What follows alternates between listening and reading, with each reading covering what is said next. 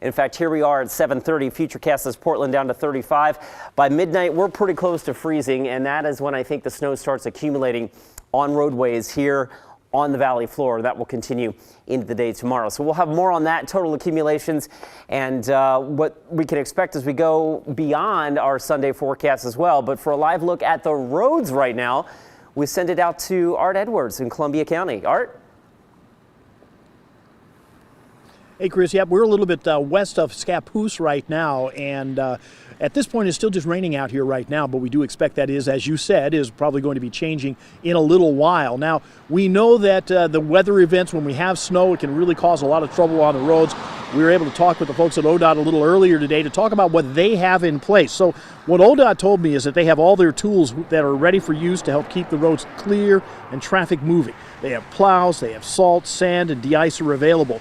They're going to be working on the major roads first. We're talking about things like the interstates and then the major roads that they would normally maintain, that ODOT would normally maintain.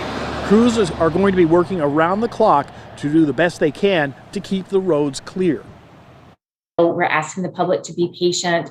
In any time there's winter weather, we want people to leave early, plan ahead, trip check, make sure that you're ready for the snow. Now, you're likely going to see the plows out there on the roads later on tonight, and one of the other things that ODOT talked about was how you should be driving if you see a plow near you. They said make sure you give them plenty of space, first of all, and also you should never pass a plow on the right-hand side. They said that is not what you would want to do. And again, be patient and make sure that you're prepared yourself for the snow. We'll be talking with PBOT as well to see what their plans are in order to keep the roads as clear as possible for people who might be out and about driving around over the weekend and into next week as well. Once again, we're here in Columbia County. Rain still, but we anticipate that that is going to be changing. Back to you. Art Edwards live for us tonight. Thank you so much, Art. We'll see you at 11.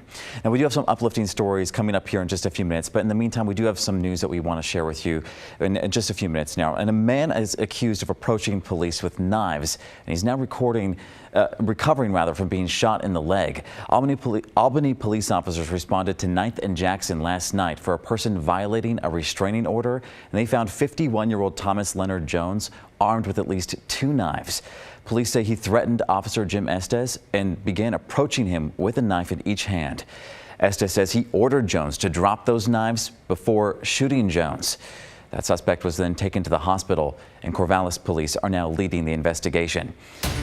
In Portland, police are investigating a deadly shooting in Old Town, and they don't know who did it. Officers were called to Northwest 6th and Davis just before 9 last night. They arrived to find the victim still alive, but that person later died at the hospital. Officers searched for a suspect, but did not find anyone either. If you know what happened, contact Portland Police.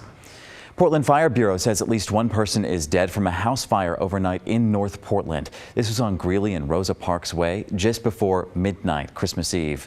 Firefighters could see smoke coming from that home, and they say it was difficult to get to the flames inside because of clutter in the home.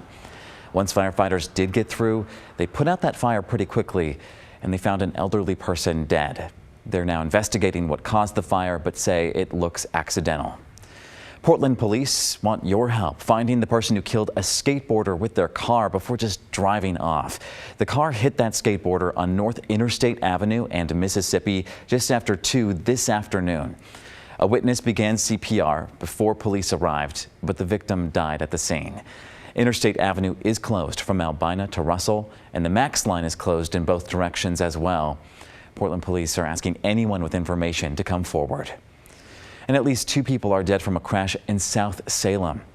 This was at Commercial and Browning last night. Witnesses say a Jeep ran into a Nissan car as it was turning into a business parking lot. That Nissan then hit another vehicle already parked there. Jason Peltier and Linda Lee were both in the car, and they died at the scene. Another passenger of the Nissan and the driver of the SUV were both taken to the hospital.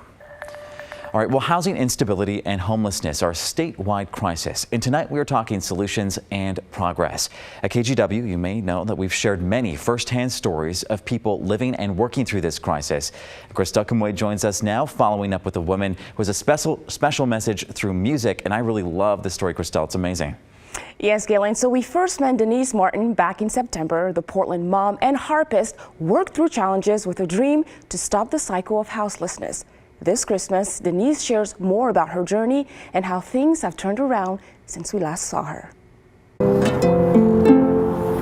This stretch above Portland's River Place Marina Imagine John Lennon. is where Denise Martin often plays her favorite tunes on the harp. Imagining that everyone in Portland would have housing. I was on this bench off and on for a year and a half. This was my bread and butter. She moved to Portland from Las Vegas, where she also worked as a street musician until COVID shut that city down. But I went to work for one of the best steakhouses in Portland. Minimum wage. I couldn't make it. I could not dig out of the hole on that. Between gas and food and paying for my son's existence, I couldn't make it. Even with 2 jobs, she struggled to afford a motel room with her son and sometimes slept in her car.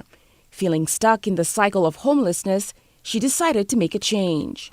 I went to work slinging burgers at Burgerville. That move made all the difference. Our generous customers and their tips have allowed me as a minimum wage worker to get off the street. She's now off the street and renting a room in Southeast Portland. Have a kitchen and a yard and a living room, and life is good. But she says she couldn't have done it alone. The people on the street, on the sidewalk, living in their cars, they're not lazy, they're stuck. And we have, as a village, we have to reach in and help, just like people helped me. You can still catch her sharing beautiful music on the waterfront. The difference between then and today is I don't have a sign that says I'm homeless. And sharing her story. And I made it from homeless, playing in front of this restaurant on this bench, to having a home. Thank God I have an indoor job today, and I'm just here for fun.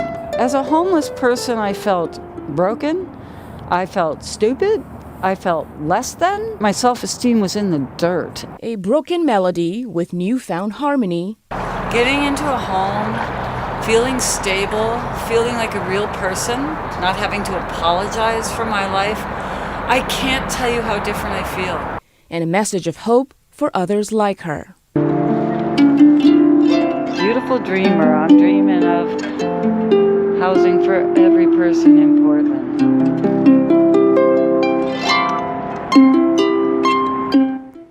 Now, Denise hopes to launch an online fundraiser next month called Harpioke. Think karaoke with a harp. It will help people find a way out of homelessness. Galen? Christelle Conway live for us in studio. I love that story and the progress that she made. Thank you so much for that update. Well, the Union Gospel Mission is spreading some holiday cheer during a pretty tough year by giving more holiday meals away to the homeless community. As temperatures fall, too, the mission is opening warming shelters that also fill up pretty fast. A hot meal is just one of the things the mission provides, too. It works to give people services they need to get off the streets. And the mission has people who were homeless before reaching out to those who are homeless now. Day by day, month by month, that I go out there and outreach, connecting with these people or with them, it's just a big improvement seeing that they're getting off the street, or they want that help, or they want to get into the structure of being stable again and getting off that, just getting out off the street. And someone who really understands their experience, too. Well, workers we spoke with wanted to say thank you to everyone who helped make this holiday meal possible. That includes companies that donated and, of course, many of you as well. Potluck in the Park and the Portland Art Museum also teamed up to serve holiday meals to people in need. And this is the 27th time that organization has provided this holiday tradition.